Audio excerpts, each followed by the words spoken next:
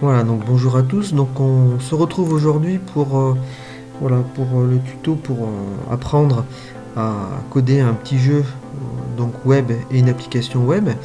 Alors du coup il y aura plusieurs cours parce que bon voilà, c'est pas si simple que ça, mais on va le faire étape par étape. Alors le premier cours, donc le cours numéro 1 qu'on va voir aujourd'hui. Donc on va mettre en place, si vous voulez, plusieurs choses. Alors déjà, ce que j'ai prévu de voir avec vous, donc c'est l'utilisation d'un éditeur de texte. Après, la structuration des dossiers, donc pour le projet web. Voilà, puis on verra donc plus précisément le codage. Alors un langage aujourd'hui, parce qu'on va être obligé de s'attaquer à plusieurs langages donc de programmation. Donc on va utiliser aujourd'hui le langage HTML. Voilà, donc alors, du coup on va déjà parler de l'éditeur de texte. Alors l'éditeur de texte, c'est exactement comme ce que je vous ai mis sur l'écran. Voilà, donc ici par exemple c'est LibreOffice Writer, mais bon c'est un éditeur de texte qui n'est pas adapté au codage. Alors du coup moi je vous conseille d'utiliser, parce que c'est plutôt pour le bureautique, je vous conseille d'utiliser donc voilà, si vous êtes sur Microsoft, alors généralement voilà, donc on a tous Windows. Voilà, donc un éditeur de texte qui est intéressant, c'est Visual Studio Code. Alors voilà, donc je vous mettrai dans la description donc le lien. Voilà, donc vous allez tomber sur cette page web. Voilà, et puis il faudra donc télécharger donc le logiciel et l'installer sur votre ordinateur. Alors du coup là on peut l'installer pour Windows. Voilà, si vous avez un Mac vous pouvez le faire aussi. Voilà, puis même sur Linux on a des versions qui fonctionnent. Pour les dernières, par contre, pour les dernières versions de Linux, pour les anciennes ça marche pas. Voilà, j'ai essayé. Donc pour les nouvelles, par exemple pour Ubuntu 20, ça fonctionne très bien. Voilà, donc une fois que vous avez téléchargé et installé donc cet éditeur de texte pour pouvoir écrire votre code, donc au lieu d'utiliser LibreOffice par exemple Writer, vous lancez le logiciel. Voilà, donc là voilà, je vous ai lancé le logiciel, donc vous allez tomber là-dessus.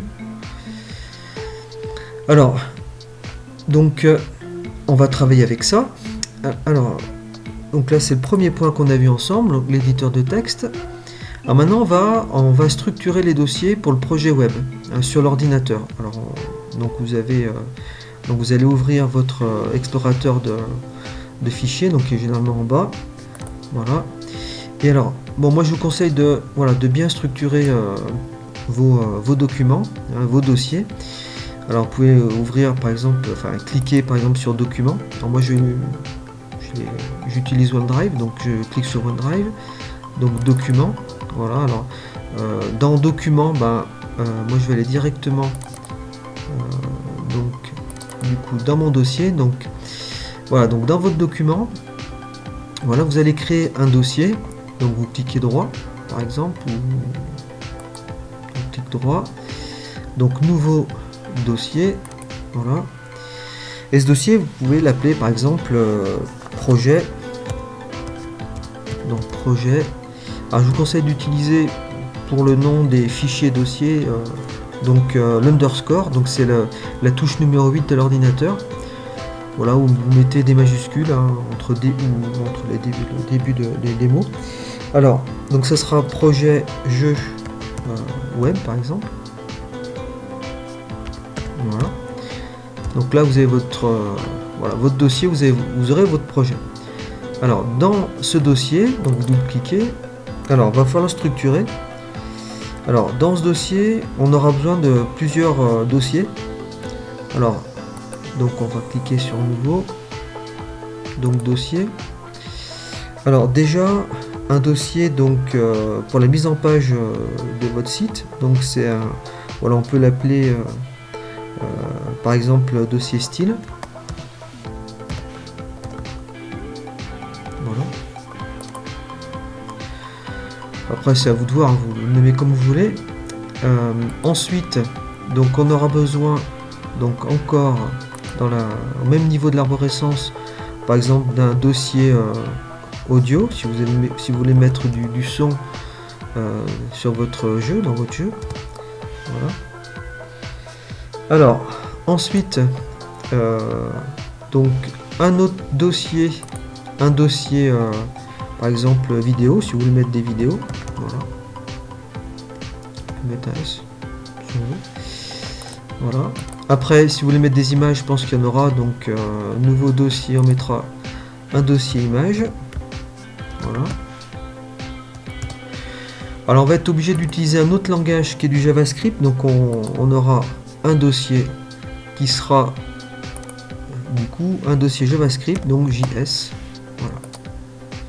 Donc là, on aura structuré. Voilà, on rajoutera peut-être des dossiers. Donc, du coup, pendant les cours.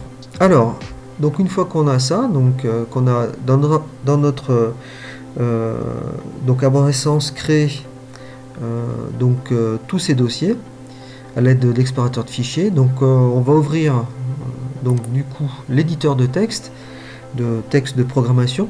Voilà.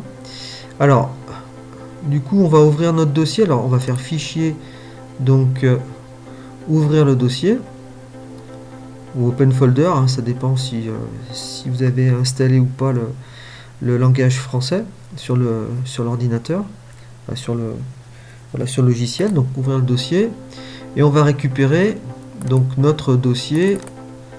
Donc voilà, donc jeu web par exemple qui est là. Donc sélectionner un dossier, on l'ouvre. Voilà. Donc alors là il va vous demander si vous faites confiance ou pas. Donc comme c'est vous qui avez codé, bah oui, je fais confiance. Voilà, donc allez, hop, on fait confiance et là on est dans notre dossier projet. Donc là on le voit ici à gauche. Alors donc cette barre latérale on peut l'enlever et la remettre en cliquant à gauche, vous voyez hein, ici. Donc ça laisse plus de place pour la lecture du codage. Voilà. Alors voilà, donc on va le mettre pour l'instant. Alors on va faire donc fichier, donc par contre on va créer un nouveau fichier, donc on va mettre nouveau fichier. Voilà, et on va créer notre première page HTML. Alors dans le cours, donc on a vu l'éditeur de texte, donc ça c'est Visual Studio Code, donc je peux le mettre Visual Studio Code. Voilà. Alors structuration des dossiers, on vient de le voir. Maintenant on va voir donc le codage en HTML. Alors on va voir quelques bonnes pratiques pour la notation, commenter son code. Voilà. Alors du coup le langage HTML c'est un langage de balise. Alors c'est voilà, il existe différents types de langages en informatique. Donc alors celui-là c'est le XHTML qu'on va utiliser. Donc le langage HTML qui est adapté au web. Alors du coup on va utiliser ce qu'on appelle donc des balises. Alors, la première que l'on va utiliser donc pour dire en fait que le fichier hein, c'est un fichier qui est codé en HTML. Alors donc on va utiliser sur le clavier donc le chevron. Donc les chevrons c'est les plus grands ou plus petits en maths. Hein, donc ça, on appelle ça un chevron. Donc alors point d'exclamation. Voilà, et on va mettre le doctype. Voilà, ça marche pas. Du coup, alors, on va donc l'enregistrer. Fichier, donc. Alors, enregistrer. Voilà. On va enregistrer, donc on est bien dans jeu, projet jeu web. On vérifie hein, dans son arborescence que c'est bon. Et on va appeler donc ce fichier. On va l'appeler index par exemple. Point. Alors, c'est important de mettre, si vous voulez, l'extension à la fin du nom du fichier hein, parce que ça va vous aider après à programmer. Du coup comme le logiciel va savoir que vous programmez en HTML, ça va vraiment vous aider et ça va compléter les différents mots que vous allez taper sur votre clavier. Alors du coup HTML, voilà, donc index.html enregistré. Voilà. Alors je recommence, du coup ça va m'aider. Donc voilà, on voit, j'ai ouvert le chevron, donc j'ai déjà le doctype HTML. Donc ça sera la première balise qu'on va mettre. Alors c'est une balise orpheline, parce qu'elle est toute seule. Alors, Du coup, alors la balise principale du document HTML, c'est évidemment la balise HTML. Donc on ouvre le chevron, donc c'est inférieur. Donc on va mettre HTML. Voilà. Donc là on le retrouve, vous voyez. Tac. On ferme du coup la balise. Voilà. Et on a directement l'autre, la balise fermante, qui est le /HTML. Et tout ça, on appelle ça une balise qui va être par paire. Alors dans les bonnes pratiques, donc tout ça va contenir le code. Alors dans les bonnes pratiques, on va indenter le code. Donc c'est-à-dire que du coup, donc après chaque nouvelle en fait balise, structuration de notre page, on va mettre donc une tabulation. Donc vous voyez, donc on a laissé, alors c'est quelques caractères, donc ça le fait automatiquement. Alors dans la balise HTML, on va avoir deux balises principales. Donc la balise head, donc on ouvre le chevron, on tape head, donc c'est l'entête, head, c'est la tête. Donc on ferme la balise, voilà. Donc ça c'est la principale, c'est l'entête. Et après l'essentiel du codage sera dans une autre balise, c'est la balise body. Donc c'est le corps en fait de notre code. Voilà. Alors on a donc notre balise head, voilà, et notre balise body, qui est une balise par paire. Donc on a l'ouvrante et la fermante. Alors dans le head, voilà, en fait cette balise va contenir. Alors vous voyez que c'est un petit peu comme des poupées russes. Donc chaque balise contient d'autres balises. Alors il faut faire bien attention pour pas mélanger le code. Alors, on appelle ça le DOM. Donc on a une structuration qui est importante, hein, parce que lorsque le navigateur va ouvrir votre page web, ça va lire vos feuilles les unes après les autres. Alors, donc dans la balise head, on a généralement les métadonnées, donc c'est toutes les informations, si vous voulez, de votre fichier. Alors, première information qu'on peut donner du coup au navigateur, ça va être par exemple les caractères, hein, le format des caractères. Alors, du coup, alors c'est une balise méta, donc on ouvre le chevron, donc méta. On va lui mettre un attribut, donc c'est char7, donc c'est-à-dire donc les caractères, voilà, char7 vous l'avez, donc le jeu de caractères. Donc là nous on va utiliser comme format UTF-8. Ah, il l'a pas, char7 majuscule, non. Bon, alors UTF, donc tiret 8, voilà, c'est le format de caractère. On ferme la balise. Alors, on peut enregistrer de temps en temps. Pour enregistrer, donc soit vous faites fichier enregistré, soit vous avez un raccourci, c'est CTRL-S. Voilà, ça enregistre directement votre fichier. Alors, ensuite, on va mettre une autre balise. Donc, par exemple, si vous voulez que votre page web ait un onglet avec un nom, donc on va lui mettre un nom. Donc, ça sera le title. Donc title, c'est la balise title pour le titre, voilà. Et on peut l'appeler par exemple jeu web ou application et application. Voilà. Alors il y a aussi, on enregistre, il y a aussi quelque chose d'important. Voilà, donc c'est que le site soit responsive. Alors, qu'est-ce que c'est qu'un site responsive? C'est un site en fait qui va s'adapter aux appareils en fait qui vont se connecter donc à votre site. Du coup, alors donc c'est une balise encore méta, hein, donc c'est une métadonnée, donc on marque méta. Voilà.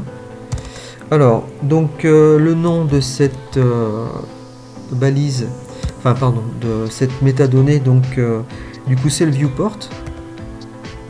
Alors, viewport. Voilà. Alors, que va contenir? Alors, c'est un autre attribut. Donc, c'est l'attribut content. Alors, le viewport, qu'est-ce qu'il va contenir? Alors, déjà, la largeur.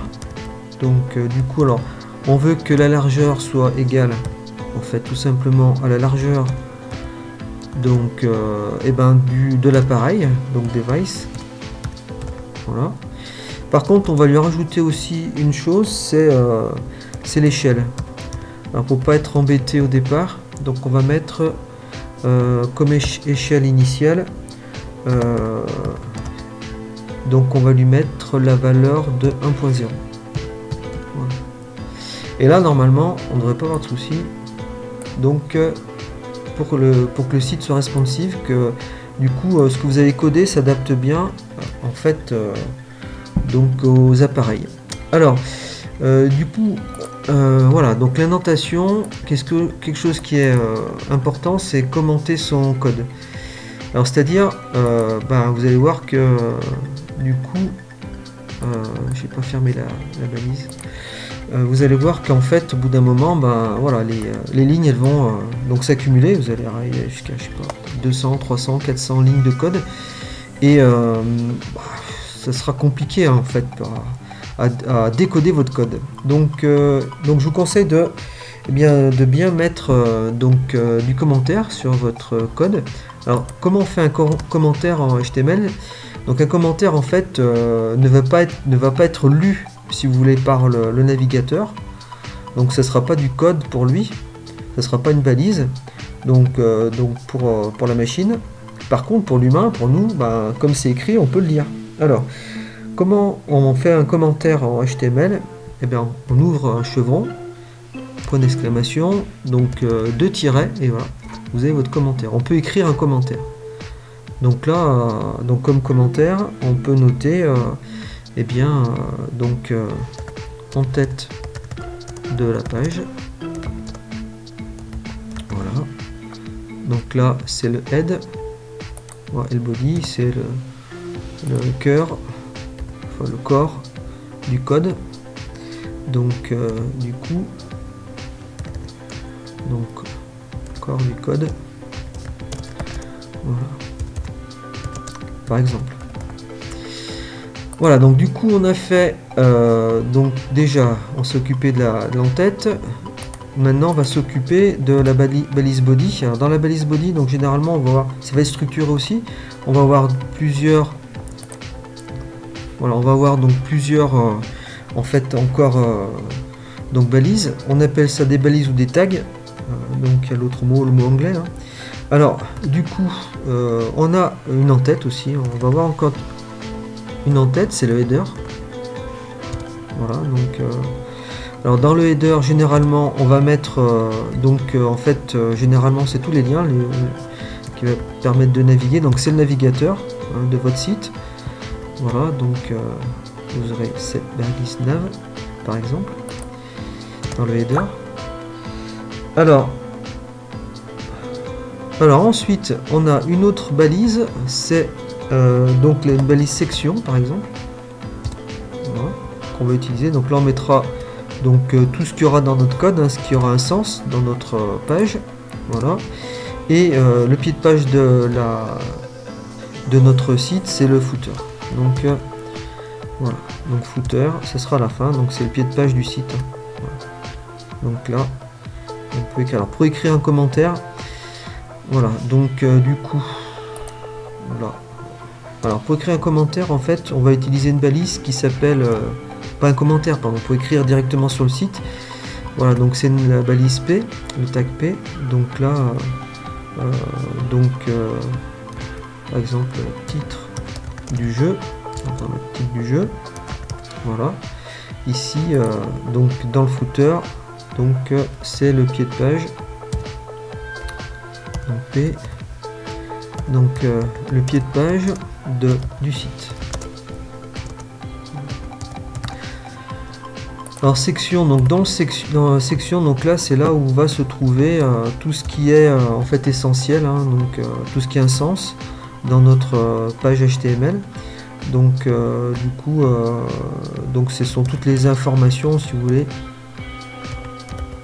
importantes. Donc nous ça sera le jeu, hein, évidemment. hop, par contre, j'ai oublié le P. Voilà.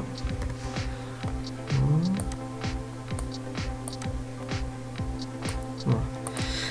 On n'oublie pas d'enregistrer de temps en temps. Voilà, donc l'information soit importante là-dedans. Voilà. Alors du coup, évidemment, donc nous, ce qui sera important, c'est le jeu. Évidemment, donc c'est le jeu. Donc nous, on codera là-dedans. Voilà, le jeu sera codé dans cette balise section. Alors, CTRL S. Voilà, donc du coup, déjà, ça fait beaucoup de choses qu'on a vu ensemble. Donc, on a appris aujourd'hui à structurer notre code HTML. Voilà, alors, du coup, on va voir un petit peu ce que ça rend. Alors, vous allez ouvrir, je pense que vous aviez déjà ouvert votre explorateur de Windows. Donc là, ici, vous allez retrouver ici index.html, donc votre fichier. Voilà, vous double-cliquez dessus, voilà, et ça va ouvrir votre page. Voilà, donc titre du jeu, donc information importante, c'est le jeu, pied de page du site. Et là, vous voyez que c'est le title, c'est le nom en fait de notre onglet. Voilà, donc j'espère que voilà, ça vous a plu, vous avez appris des choses. Voilà, n'hésitez pas à mettre des commentaires et puis à vous abonner, à mettre des likes si vous avez aimé. Voilà, donc voilà, pour pour que je puisse faire le cours numéro 2. Donc voilà, donc que ça me motive un peu pour faire le cours numéro 2. Voilà, donc je vous souhaite de prendre plaisir à programmer, donc c'est sympa. Voilà, donc vous allez apprendre beaucoup de choses, mais bon, pour l'instant, c'est que le début. À bientôt!